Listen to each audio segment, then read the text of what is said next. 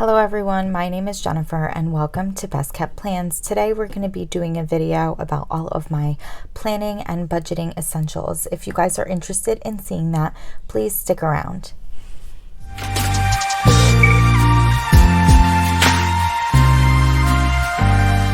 So I thought it would be really fun to share with you guys the things that I feel are absolutely needed and necessary when I'm doing my planning and my budgeting. Most of these things are pretty common in the planner community, and I'm sure many people who are into budgeting use them as well. The first of which is going to be wax paper.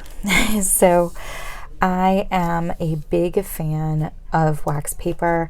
I got this tip from According to Allie.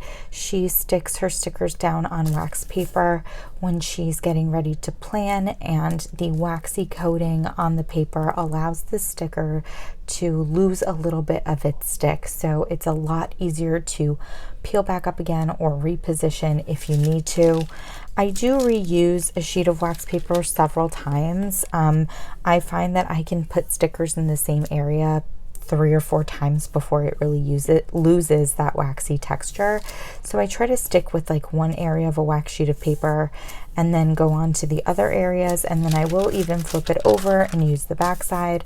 So this piece of wax paper I've been using for probably close to a month, and I've still got a lot more uses out of it, I feel like.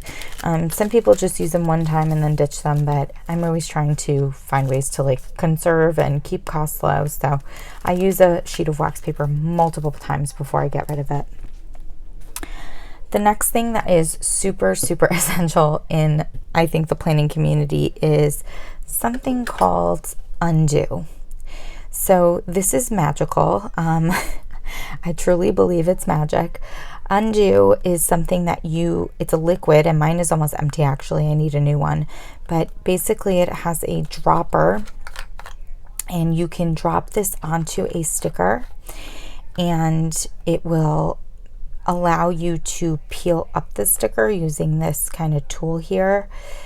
And you won't rip your paper because of this chemical or whatever, and it also doesn't remove the stickiness from the back of the sticker. So not only do you save your paper, but you also save the sticker itself. I genuinely, again, I think it's magic. It is something that you can find at a lot of crafting stores like Michael's, Joann's. I think they carry it, but I generally will purchase it just off of Amazon. I think it's magical. Again, I don't know what I'd do without this. There's so many times, especially before I started using wax paper, that I would have lost a sticker, but because of Undo, I didn't. So highly recommend if you're into planning or into using stickers, even with scrapbooking. The next thing that I'm going to show you guys is my permanent adhesive. So this is the Tombow Mono permanent adhesive. I have found that this just works the best for me. It is something that you can purchase once and then purchase refills for. So when you get it initially, it comes like this, one piece together, but then you can just buy this part of it online and just continue to replace the cartridge. There are a lot of times when I'm basically Franken planning things together, and so I have to tape pieces of planner paper together, and this tends to just work the best for that. I will run it all along the edges of the paper and then a couple rows in between, and it sticks things together great. And because it's permanent, they're not going to just get unsticky and separate with time. The only thing is that it is permanent. And so if you're sticking something to another sheet of paper and it goes on crooked, that's a little rough. I will say that I've had that happen to me in the past, and I have attempted use of Undo in that situation, and Undo has worked. Like I've tried to like tape 2 pieces of paper together and I do them off a little bit, and now like the disc things aren't lining up, and I've like poured Undo on the paper and separated, and it's been okay. But that's definitely one thing I would mention with this permanent adhesive. I do believe Tombow makes a like a repositionable one as well, but I just really like the permanent one. Another item from Tombow that I absolutely love is the Tombow Mono correction tape. I've used a bunch of different kinds, but for some reason I just feel like the Tombow one comes out really, really smoothly, and it's not very often that I find that I have an issue with it skipping or getting all messed up as I'm putting it on the page. And especially since I'm usually putting it under stickers, I really want it to come out smoothly, because if it gets all clumped up, you'll see that or feel that texture through the sticker. So I've had a lot of luck with this Tombow Mono correction tape. Again, these are two things that I generally will purchase off of Amazon, because I'll buy them in a little bit of a larger package so that I have them for a while. And I love these two items. The next planner essential that I have for you guys is this Slice brand X-Acto knife. This is a ceramic X-Acto. I definitely knew that I needed and wanted an X-Acto when I first got really into decorative planning, but I am a very klutzy person and a clumsy person, and the idea of that big huge metal X-Acto blade really scares me, actually. But I had seen someone using this on YouTube, and I can't remember who, and it really caught my eye, so I purchased it off of, no, you know what, I think I got it at Michael's initially, and I really like it. I've been using this one for years and it still works great. I will say though that the top comes off really easily, which I do not like. I keep all of these kind of essential planning items in like a larger pencil case, and the top is always like floating around somewhere, which is a little frustrating.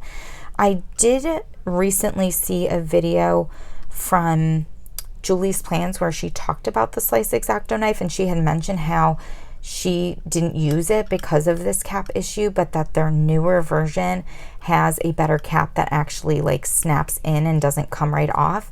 So I have been tempted to purchase that one, but this one still works perfectly. So I think I'm just going to continue using this one until I feel like the blade is too dull. But I definitely will rebuy this brand because I like that I like that this is like ceramic, and I like that it's super tiny. So I use this with cutting stickers. I also use it with cutting washi tape. It just gives you a really, really nice edge, a really nice edge when you need to cut things. So next thing that I want to share is actually something that I often use in conjunction with this Slice brand knife, and that is a ruler. It doesn't have to be any particular or specific ruler. I'm currently using this old EC ruler because I did used to use EC planners in the past many years ago before I discovered discs. And their planners always came with a ruler, and so I have a bunch of these, and I like that they're clear, that I can see through them when I'm putting them down. So I've just been kind of like making my way through these because I do use them very often to like cut things with my slice knife. Sometimes I like catch a little edge of the plastic when I'm doing that, so they will occasionally get like a little bit of a rough edge to them. And that's usually when I say, okay, I got to ditch this one and like move on to another one. The other thing that I use this, the ruler for, besides just kind of like marking something off to cut, is to stick down my stickers a little better. I really, for some reason, it's like a personal pet peeve of mine that I hate the look of a sticker, like a clear sticker, that you can see like the air pockets underneath it, or that like there's still some air trapped underneath it. It just drives me nuts for some reason. And so I always will take like a corner or an edge of a ruler and kind of like push and slide to get all of that air out from the bottom of the sticker. I think it just makes the color pop through a little bit better, and you don't see those little bubbles. So I use this like oftentimes, if you watch my plan with me, you'll see me just like, it looks like I'm like scratching a sticker, like scraping a sticker, and that's what I'm doing. So this is definitely key for me. Next thing that I use, and I think is a planning and budgeting essential, is a pair of tweezers. So this is a pair of tweezers that I just purchased off of Amazon. I was looking for something that did have this kind of bent edge. I wanted the needle tip, but I didn't need anything super fancy, so this one was relatively cheap, maybe $2-3, and it works perfectly. I use this to pick up small stickers and put them down. I also use this if I have like a larger sticker that I'm just trying to see where I want to position it. Using the tweezer and kind of like holding it at a distance gives me a little bit of a better visual than like having it in my fingers and like having my hand really like block half of what I'm trying to look at. So I definitely use these very frequently when I am planning. Next, something that I use more so for my planning is a small set of scissors. So sometimes you're cutting really small stickers. Sometimes you are cutting things a bit more intricately, and so having a smaller set of scissors was really important to me. I got these from Michaels, I believe. I also have really small hands, so like using something this size is kind of perfect for me anyways. These are pretty darn sharp. I've had them for several years. They are by Loops and Threads, and they only cost a few bucks, but they work really, really well. So these are definitely something that I always have with me when I'm planning. Next is something that I use primarily with budgeting, and that is a hole punch. So this is a single hole punch. I make my own cash envelopes, and I do put them into my on-the-go planner, which is a personal size planner, so it has rings. And so I do always punch holes in my cash envelopes so that they can fit into that planner. I was debating getting an actual like larger 6-hole punch, but ones that I wanted, like ones that had really good like reviews on them and that were in the color that I wanted, were like upwards of like $15 to $20. And honestly, I feel like I don't use it enough to really justify that cost.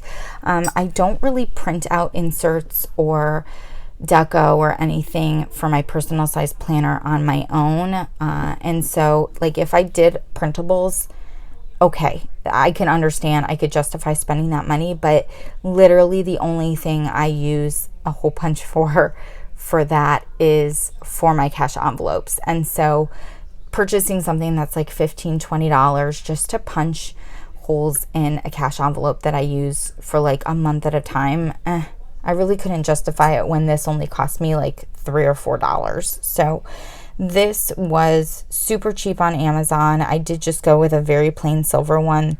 This is from Swingline. I think that's how you say it, Swingline. Can you guys see that there? They definitely had ones that were a little bit fancier with like grips on here from like Fiskars and other brands, but I just went with this one because it was cheap and I figure they're all going to do the same job. And so basically I just use an old cash envelope that has holes in it. I overlay it on a new cash envelope, and then I just use the old one as a guide to punch the holes through. I can do it super quickly, and it only cost me a few bucks. This one is really nice because it does have this little compartment in the bottom. I'm trying to like show it to you without spelling everything out, where it catches all of the paper, and then you could just empty that out every once in a while. I do actually have to empty this one out, but this was, to me, perfect for what I needed it for, especially given the cost. And then one last item that I have to show you guys that is more specific to budgeting are my mild liners. So this was definitely an investment. Mild liners are not necessarily cheap, but when I really got into the Budget Mom and her method of budgeting, I did like the idea of basically color coding my different budgeting categories so that when I'm looking at my trackers, it's easy to catch a certain category. And so I've seen a lot of people online using these mild liners. I've also seen tons and tons of videos from Mom Run Craft, who is one of my absolute favorite planning people. Like, I just think she's just such an incredible artist, and everything she does is so original, and she uses mild liners a lot when she's doing spreads where she doesn't really include any stickers. And so for the budgeting purpose and also for like more creative planning purposes, I decided to invest in this set of mild liners. I did get the 15 count. They are the mild liners that have the the bold tip on one end and then the fine tip on the other. So the bold tip is basically just like a regular highlighter tip. And then the fine tip is just like a fine marker. So it's got more of a point to it.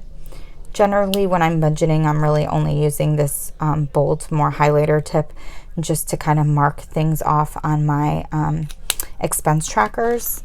But the 15 count really afforded me the ability to kind of have a marker for every different category in my budget. And so for red, this, I don't use it as an actual category, but when I'm marking off on my Where Did My Money Go worksheets, if I'm over or under, I use red. Orange I use for any type of sinking fund that I use. This kind of lighter orange is for eating out. This kind of goldenrod yellow is for any type of debt payment.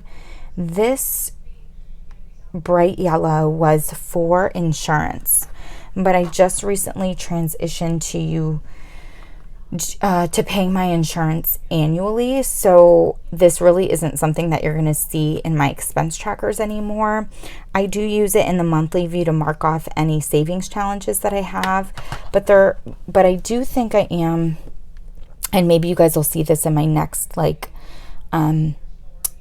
monthly budget recap, but I think I am going to separate one of my categories to make it a little easier for myself, and I'm debating using this yellow color to do that because I'm no longer really needing it for insurance except for once a year.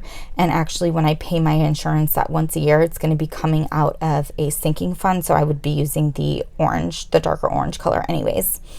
Green does not have a category, but I use that in my Where Did My Money Go worksheets to indicate if I'm under budget. This more teal color is for giving.